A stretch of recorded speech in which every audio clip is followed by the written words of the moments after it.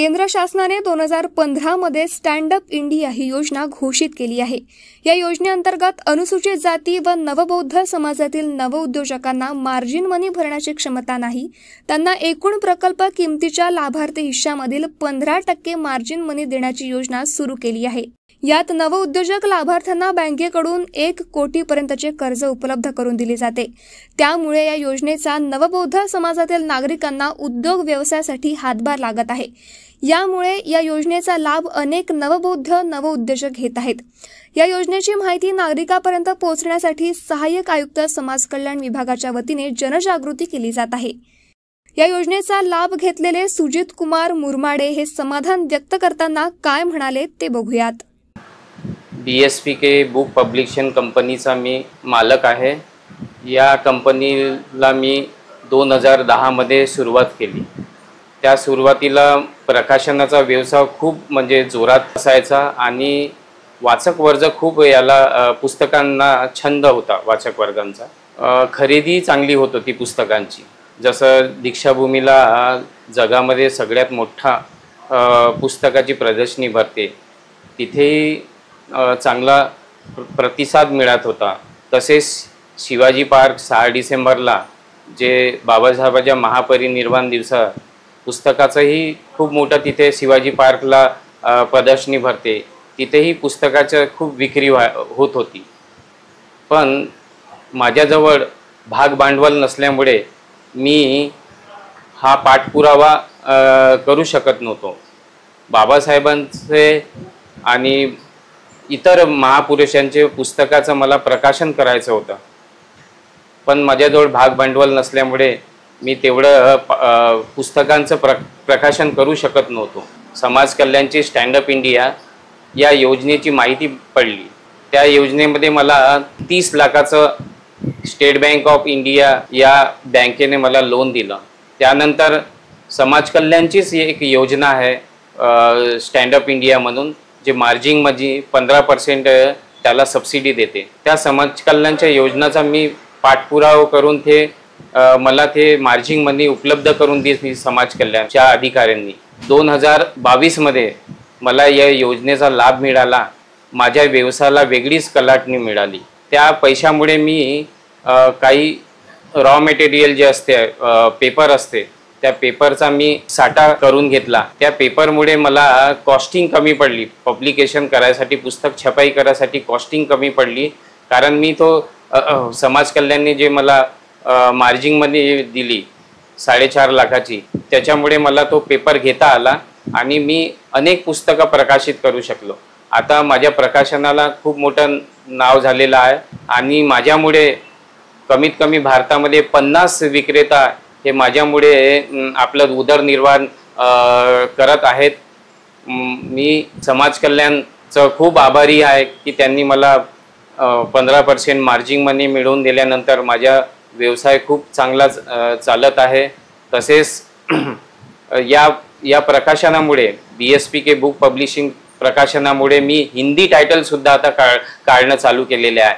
तसेच इंग्लिश सुद्धा टायटल मी 50च्या वर इंग्लिश टायटल मी पब्लिकेशन केलेले आहे। एक संस्था आहे डॉक्टर आंबेडकर इंटरनॅशनल मिशन, त्या मिशनच्या माध्यमातून मी विदेशामध्ये जसं पॅरिस आहे, थायलंड आहे, मलेशिया आहे, सिंगापूर आहे, दुबई आहे, श्रीलंका आहे, या ठिकाणी त्या संस्थेमार्फत मी कॉन्फरन्सला गेलो। कारण या प्रकाशनामुळे मला तिथे ते कॉन्फरन्स बुक अशी तिथे मी काढत असतो। प्रत्येक संमेलनामध्ये कॉन्फरन्स बुक एक तिथे पब्लिश करत असतो। मागच्या वर्षी 14 एप्रिलला मलेशियाची राजधानी कोलालंपूर इथे कॉन्फरन्स झाली। त्या कॉन्फरन्समध्ये मलेशियाची प्राईम मिनिस्टर इब्राहिम दातुक हे उपस्थित होते। तसेच भीमराव आंबेडकर मुंबईवरून आले होते। हा खूप मोठा कार्यक्रम तिथे शासनाचा मलेशिया गव्हर्नमेंटनी तिथे राबवला। त्याची जिम्मेदारी, त्याच्या आयोजनाची जिम्मेदारी भारतातून मी तिथे लीड केली आणि तिथे एक प्रकाशन केलं प्राईम मिनिस्टरच्या हस्ते पुस्तकाचं। तर असे मी अनेक देशामध्ये जाऊन माझ्या पब्लिकेशनच्या वतीने मी कॉन्फरन्स बुक सुद्धा पब्लिश करतो आणि इंग्लिशमध्ये डॉक्टर बाबासाहेब आंबेडकर यांचे लिहिलेले जे पुस्तकं आहेत तेही मी इंग्लिशमध्ये पब्लिकेशन करून UK ला, अमेरिकाला जेवढे बाबासाहेबाचे जे अनुयायी आहेत तिथे UK, अमेरिका, कॅनडा, ऑस्ट्रेलियामध्ये तिथे मी 14 एप्रिल असो कोणताही तिथे कार्यक्रम असो बाबासाहेबाचा तिथे मी पुस्तकं प्रोव्हाइड करून देतो आणि BSPK बुक पब्लिशिंग कंपनी हे मोठ्या प्रमाणात व्यवसाय करत आहे आणि जगभरामध्ये पब्लिकेशनचं काम सातत्यानं वाढवत आहे। मी एक शेवटचा एक संदेश देऊ इच्छितो युवा वर्गामध्ये वाचनाची हल्ली वाचनाची जे आवड आहे ते थोडी कमी होत चालली आहे, कारण या युगामध्ये मोबाईलच्या युगामध्ये फेसबुक, इंस्टाग्राम, व्हॉट्सअपमध्ये जास्त लीन आहे। मी त्यांना एकच सांगतो युवा वर्गांना का त्यांनी पुस्तकं वाचन करावं।